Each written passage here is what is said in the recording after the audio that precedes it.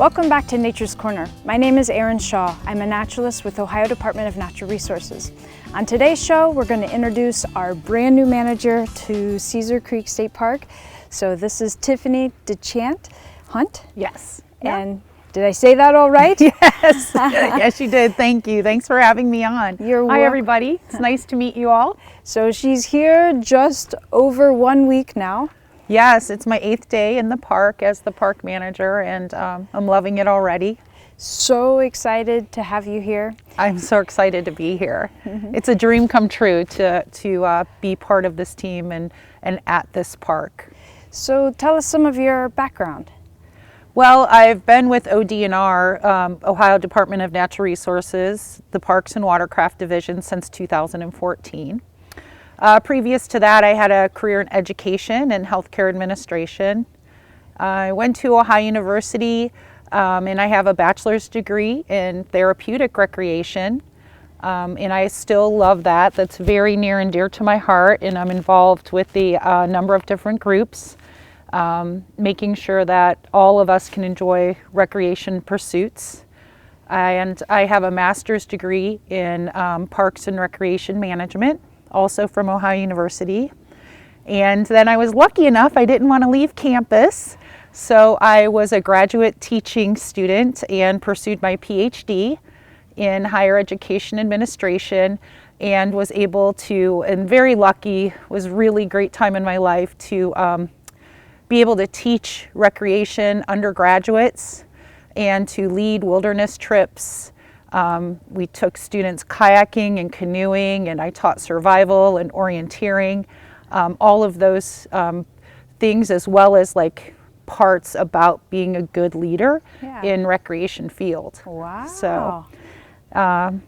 So that's a little bit about my education. And then my husband and I left campus, and we were wilderness counselors with youth at risk students, and we did that for a while.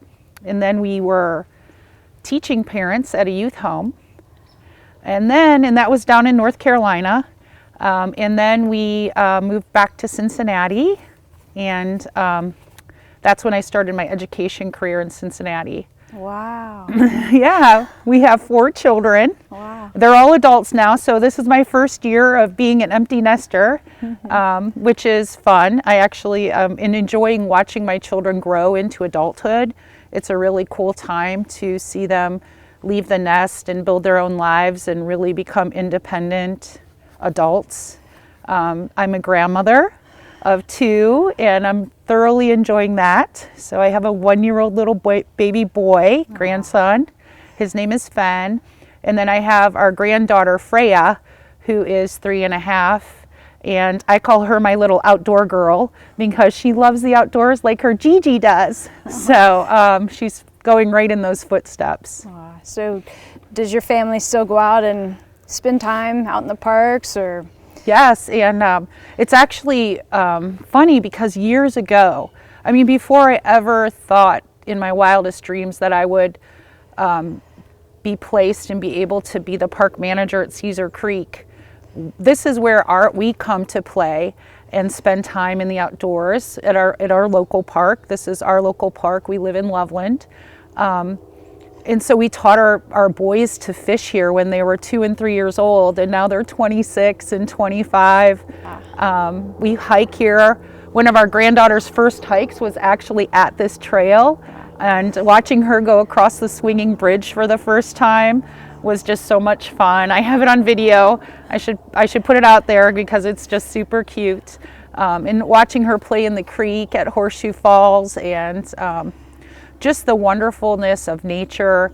And she'll stop and she'll listen to the birds, and she'll say, "Gigi, the birds." Aww. You know, and then we'll point out which type of birds they are. And my husband and our boys are big duck hunters, and so they used to have a blind here at Caesar Creek. And we do all kinds of outdoor pursuits. I also kayak and canoe.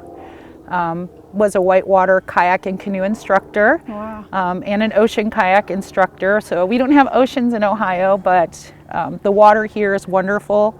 Spend time at Caesar Creek. It's it's just so beautiful to go out on the lake. And I know you and I have done the full moon paddle before. I've helped you out with that. She was there. We had a huge group where all of our boats were full, weeks ago, and then we still had people calling and said, "Oh, can we join the program?" I said, "Our program is full, but if you wanted to be there, and go with the group, like on your own with us, you can go." And we had there was about 100 people. It was about 100 people, and it was just so beautiful watching the sunset and then having all the lights on our boats and paddle around and getting to talk with everybody and get to know them. And you did a wonderful job of talking about the area and the nature and the history, because it's such a rich history here in this park as well. It's just, we're so blessed. It really, really is. So with the history, there's a lot to that. I mean, not only the natural history, but also like Caesar himself was a real person. Yeah. And that the tie-in with the Native Americans and the settlers that were coming in, and we have Pioneer Village here. Yes. And even Harveysburg, we're close to there. That has a lot of historical significance. And the lake itself, it was a creek. Yeah, right? And the Corps of Engineers came and they dammed it to help with flood control. And this is the deepest lake inside Ohio. Did you know that? I didn't know that. Wow, that's amazing, really. Really, it is. It's the deepest lake inside Ohio's boundaries, inside the border. Oh, wow. And depending on the lake level, it's about 115, 120, depending on, because we have summer pool and winter pool. Yes. And so that's something else a lot of people don't know, is that the lake level changes. Yes. So right now we're going into the winter season, and we'll talk more about that here in a minute. Okay. But during winter pool is a great time, or during the winter season, to get out and to see things, especially the lake. Yes. If you have a boat, because the water level drops, and that's to help preserve the docks. Yeah. Like the ice thaw and freezing and so forth. And so with the lower water level, you're able to scope out better fishing spots. Yes. And you're also able to see where the trees, there are some dead standing trees, which is great fish habitat. Yes. But the bad thing is if you have a boat, even myself, I've been stuck up on one of those, a tree under the water that you can't see. So right now is a fantastic time to hike or to get out. Take your boat out and GPS it with your fish finder so that you can find your spots and you can pin them on your fish finder and come back to them later. Yes, and put on your map, like, trees here. Don't go over the spot. Right. Yeah. There is great fishing here too, and it's so much fun to get out there with your family and catch those fish. The worst part, I'm a terrible reeler, so I can always get them on and then I kind of hand it to my husband, but he doesn't allow that anymore. He makes me pull in my own fish. Oh yeah, see? I was always told this was called fishing and not catching, because I claim it. It was on my line. It doesn't go that way. Yeah, so I'm excited about the fly fishing too. That'll be coming up soon. Yes, and that's actually a new interest of mine. So I'm so excited that you've started teaching that, because I want to get involved and learn along with everybody else. My husband and I have gone down to North Carolina and some of the creeks and just kind of creek fished.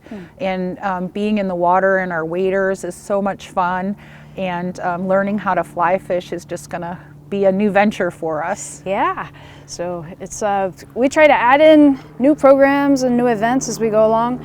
Sorry, I'm not sure if you can hear the airplane on the on the show here. We're close to Red Stewart Airport. Yes. And the Glider Airport. Yeah, and that's famous. It's actually really neat to be out on the lake or on the trails, and they can do loop-de-loos. The gliders are soaring, so that's... See all the different types of planes that come out and fly, so it's such a nice area. It really is.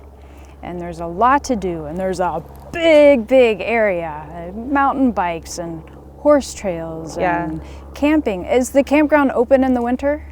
The campground is open in the winter. Some loops are closed, but you can still winter camp. You would make a reservation. All of our campsites are reservable. So you'll go on to reserveohio.com and reserve your campsite there. And that'll show you in a map which ones are open and which ones are not available. The plane is coming right over. It is. It's doing. I'm feeling our show. Hey. One thing for everybody to know, though, is that there is not water on right now due to the freezing pipes. We wouldn't want to, have our pipes freeze and then have that to work through. So we do shut down our bathrooms. There are some porta potties there. But our water is off at our dump station and off at all of the park. So folks can come in their RVs full with water and then use the dump station, but there is no water there.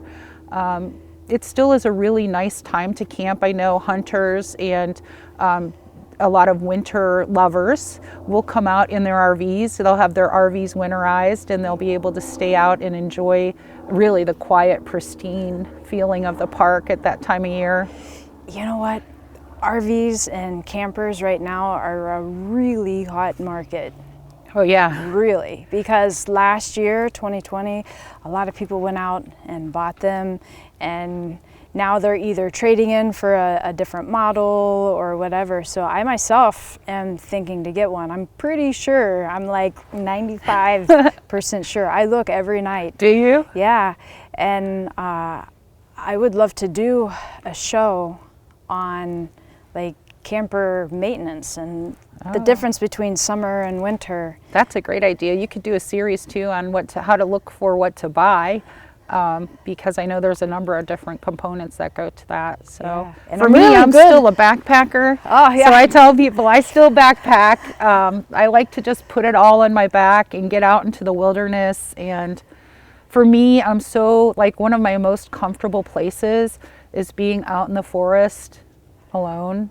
I just love it. I feel really comfortable there. It's just kind of my place and my connection. So we're still backpackers. We haven't RV'd yet, but it is a ton of fun. I love being in the campground, so I'll go visit people at their campsites and stay with friends that way. Yeah. So I'll stay with you if you get one. I never imagined myself having one, but the more I look at them, the more excited I get about it. I mean, there are some really nice ones out there. And I drive a Jeep, so I could get a lightweight one, but there's some really cool. Or the real retro ones, the cool little old style. I love those. Those are adorable. Yeah, so maybe soon, let's learn about them. Let's go RV shopping. Okay. Today we're hiking though. Yes, right, back to the hiking. There's a lot to do in the park. There's a lot to do in the winter season. Yes. So welcome to the park. Thank you. And we've talked about kind of your background already, and you've got a great connection to the outdoors and have a history with ODNR already. So what are some of your favorite things about ODNR in general, I guess? I mean, we've already talked about the outdoor stuff. Is there... So for me, Ohio State Parks, I mean, I just love the people. Ohio State Parks and Watercraft, everybody is so wonderful. And when I talk about people, I mean our employees and our staff and our leadership and our visitors, our volunteers, all of the groups that come together. It really is a community. And for me, I just want so many more people to know that they're so welcome, and we embrace that community, and we are looking for more people to connect with us. Whether they're not sure, they feel uncomfortable in the woods, or I feel really comfortable. We have programs that'll help you get there so you can learn skills and become really comfortable and enjoy the outdoors. We have things that, are kind of light. You can go ride your bike if you're a mountain biker, and go and enjoy your outdoor sports that way. Equestrian trails. So along with the people and the volunteers would be the diversity, I guess is what I'm rolling into, is there's so much to do at the parks. We really are for everybody. And we want everybody to feel welcome. And it's free. We are still free. We're only one of 7 park systems that are still free. So except for the campground areas, those are a fee-based area, but everything else is free. That's amazing. Yes. Amazing. And the programs that we offer is free. And the marina is fantastic. And of course, if you want to rent a boat slip, there's a fee, a cost for that. Yeah. But just to go down and have coffee or have ice lunch. cream. They're famous for their ice cream, the hand-dipped ice cream. So you can roll up in your boat and get some ice cream or park and walk down. The youth fishing pond in our park is right near the marina, so you could go fishing at the youth fishing pond, and that's an easy access for those 15 and under to be able to fish. And we just got a new handicap fishing area, didn't we? There's a handicap dock down by the marina, so you can park there and it's accessible, and you can make sure that they just like seeing us, the plane. He's like, hey. So you can, that's easy access from parking down to the fishing dock, and to have that experience as well. Okay. And as we roll into the winter season, are there things in particular, like we're going to get into hiking here in a minute, but anything off the top of your head? Like, I think a lot of people think, well, we're going into winter and now there's no reason to go. I just saw a deer. Sorry, it's like a squirrel. Their deer are aplenty out here, and so are the turkeys and the wildlife. So there's no short of, even if you drive through the park or if you come and you don't hit a trail and you want to walk the park roads, or if taking a hiking trail, skiing when we get our snow base will be a good one for cross-country skiing. That's awesome. That's neat, yeah. Yeah. And then as far as like there's ice fishing, not going out on the ice, I would say do not go out on the lake. That is not a safe thing to do here in the South. But you can still fish, and there's different fish that are more active in the winter. Okay.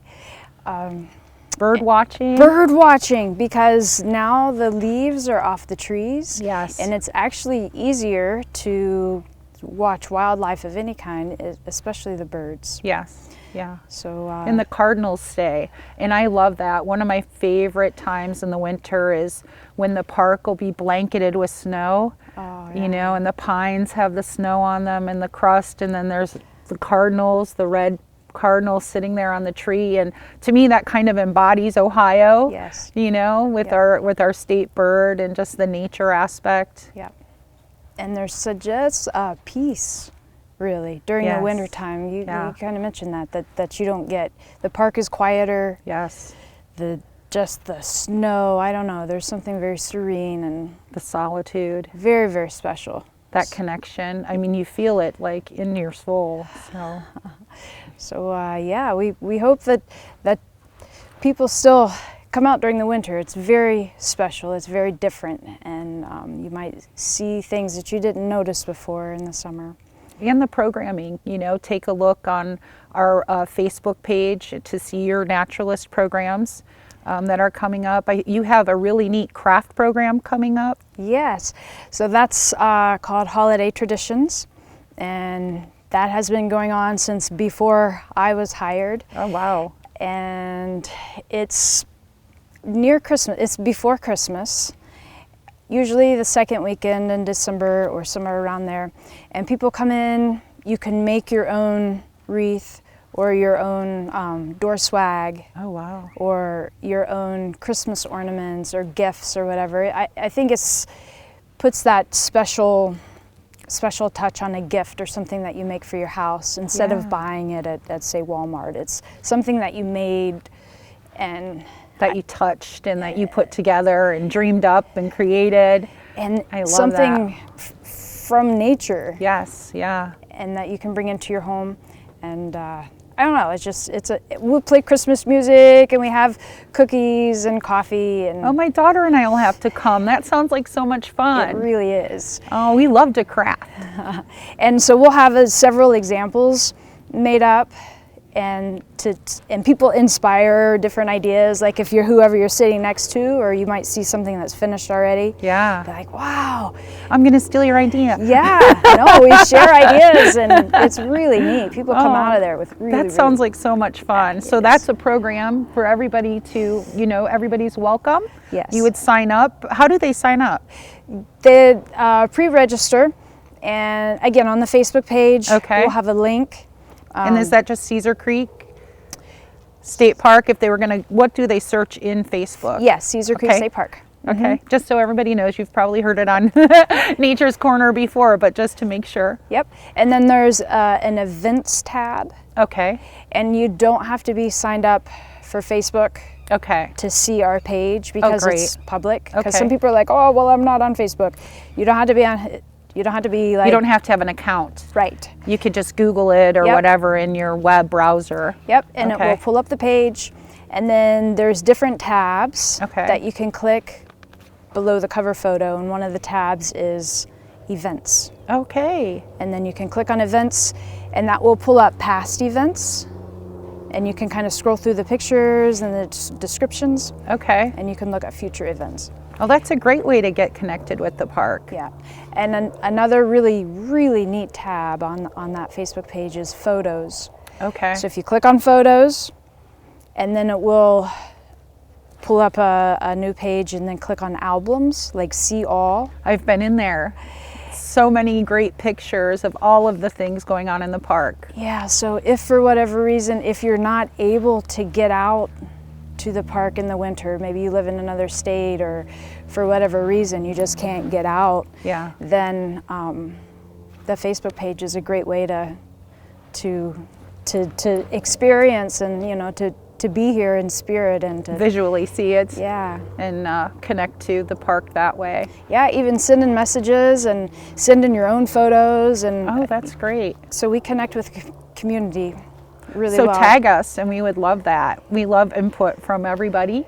Tag us when you send your pictures in. Yes. That's great. A lot of the albums yeah. are from our community. Okay. And I'll add people's photos in there, and we save them so we can look back. I love that. I love that. Yeah. And most state parks have their own Facebook page. Yes. So you could go to Cowan Lake State Park, or you could go to Houston Woods. Yep, Houston Woods State Park. Yes. So that's a great way to kind of see the different Facebook pages. But then ODNR has a general website too, and there's all kinds of information. OhioStateParks.org. Yes. You can go there and you can search a park, and you can go to our state park page, which is a little bit different than the Facebook pages. Yes. So the state park page would have information on the park, and you could, my number and my name is there if you want to call me. And there's ways to email us, and then a lot of information, the calendar of events. Yes. Is up there, and then how to make a reservation, and it talks about our lodges. We don't have a lodge, but other parks do. Down in the Southwest, that's where we are in Southwest District. Houston Woods would be our closest lodge. And how to make a reservation. There's boating information, hunting information, everything that you would need. Our maps are online. Yep. So everything you would need to plan your stay is at OhioStateParks.org. Yep. And like you said, there's different tabs. So Division of Wildlife, Natural Areas and Preserves, I think is on there. There's just a lot of information. It's a great website. They just recently redid it. So if you've been on it before, but not recently, we encourage you to go back. And there's a YouTube channel. Yeah, that's true. Ohio State Park YouTube channel. Yes. So much great information there, for students as well. And if you have a younger person who maybe doesn't have much to do in the winter and you're busy, you can get them on that informational YouTube page and see some really cool events put on by our naturalists. Yes. So the geology, I was doing some research on geology, and I found a really neat educational video that ODNR had put together. It was really, really good. Oh, that's neat. And it was on the... You'll have to show me that. Yeah. So, and that's on our YouTube page. Yep, on the ODNR. And also this show here too, right? Nature's Corner. We've been doing this show for a lot of years. I think you said 12. Yeah, somewhere around there, you know. And there's so many people that we've met that, and so many different topics. So much knowledge to share. Yes. So this Channel 6 has their YouTube and also their website. Okay, great. So there's just a wealth of information online. Yeah. And it's a great way to learn, it's a great way to connect, it's a great way to explore. Yeah. And I don't know, so. I mean, there's so many, so I think I love that about like social media and how it does help us connect much easier. And then we can put it away and leave it in our car and hit the trail. Yes, and go out to see it. So in the wintertime, like you mentioned, the holiday traditions, that's one of the events that we do. Yeah. There's a lot of birding programs. There's all different parks programs, but one of the across the board, a main program that we do as a naturalist and as individuals is hiking. Yes. So really, I think winter is for hiking. Winter is a great time to get out there and hike.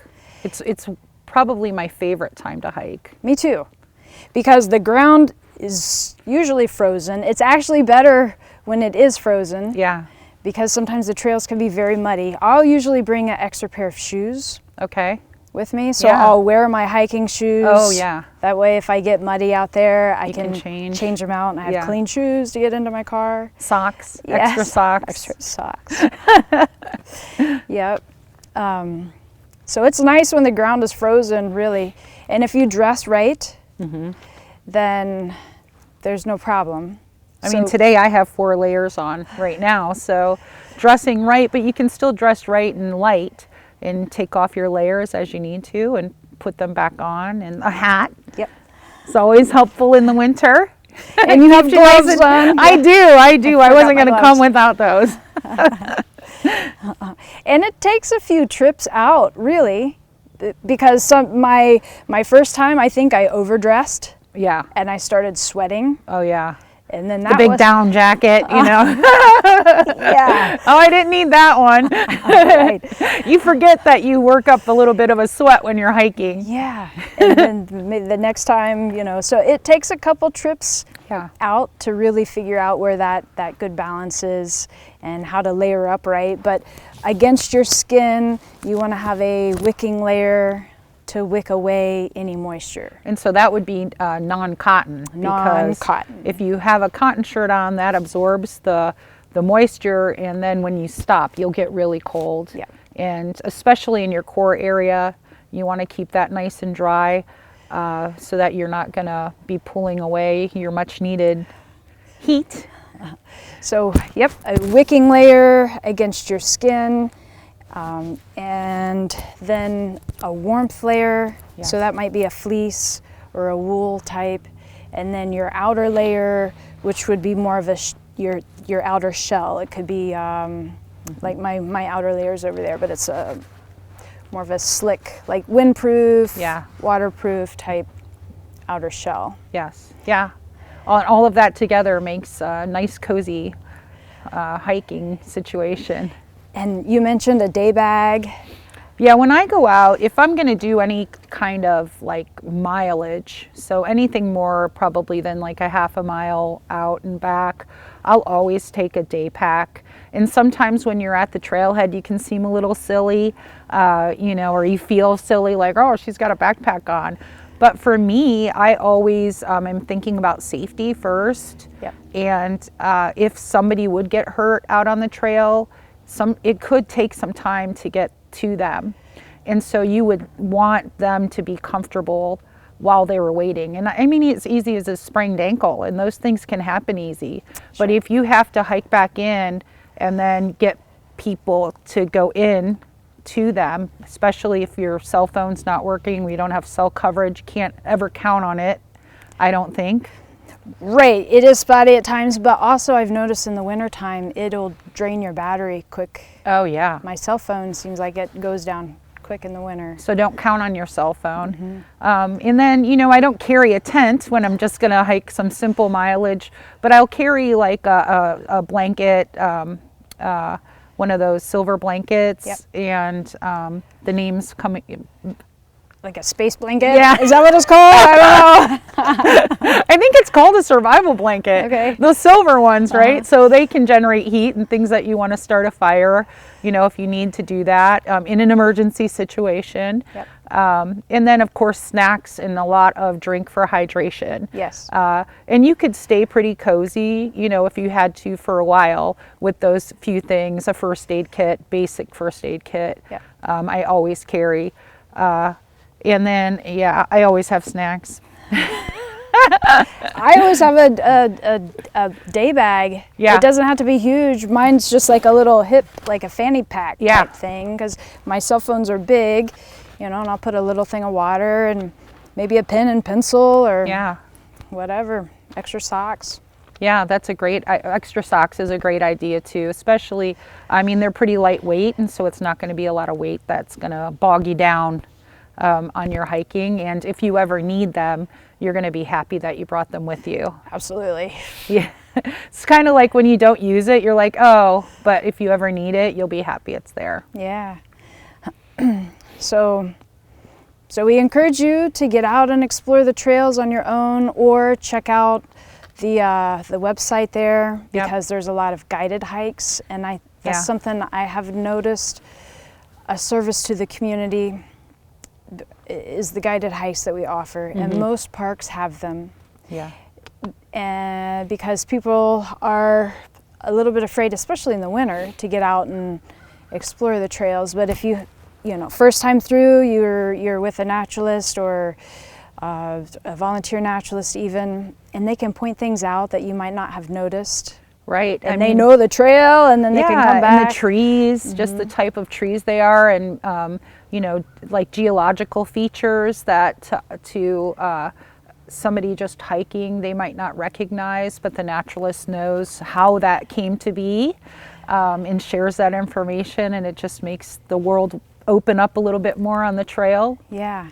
So, for example, we have a winter hike. And with that, we offer a bean soup. Well, our friends group does, and I think a lot of parks. The Hocking Hills winter hike. Whoa, buddy, that's an experience if you've never been there. I haven't. You haven't? No, I've heard it's really a great time. It is. Yeah. There's a lot of people. Yeah. I mean, well, and they keep going, right? So you don't all walk in one, but they're continual hikes, correct? Yes. Okay. So that's an experience that you should. So winter hikes, and then also in the last 5 or 6, 7 years, I don't know, we started offering a first day hike. I love that. It's a great way to start off the new year. It is, and when I first offered it, like someone from ODNR said, hey, we should do this, we should try it. Yeah. And I'm thinking, who in the world would come out after New Year's Eve, right? Come out and do a hike that morning. Yeah. January 1st, but there were like 300 people. It was very surprising. It's such a great way to start the new year. It really is. It really is, and it's neat. And so the first day hike, and a lot of parks offer that too. Yes, yep. So a lot of opportunity out there, and I know there's a lot of information we have not covered. I would love to have you back on the show. I'm always happy to come back. So I can't wait to get to know everybody and meet all of our volunteers and the volunteer groups, and you know, I'm out and about all of the time, and just come up and say, you know, hey Tiff, how you doing? And introduce yourself. I would love that. At the park office, or call if anybody needs to meet with me, just set up a meeting. I mean, I'm here to serve our public just like you are, and to make our parks better and accessible and inclusive for everyone. Yeah. Well, we're really glad you're here. Hope you Thank stay you. for I'm so excited. a long, long time. And Oh, I plan to never leave until I retire, so I should be here for a very long time. so, well, thank you, Tiffany. Thank you. And so that's it for today's show. If you would like more information, you can check us out online at ohiostateparks.org. You can check out our Facebook page, Caesar Creek State Park, or you can check us out on the trails.